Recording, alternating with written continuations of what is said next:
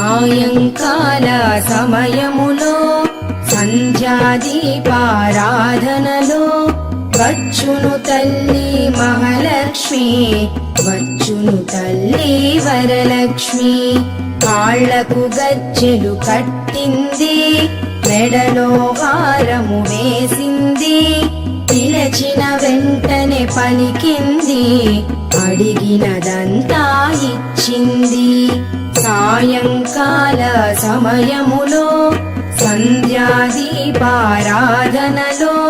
వచ్చును తల్లి మహాలక్ష్మి, వచ్చును తల్లి వరలక్ష్మి.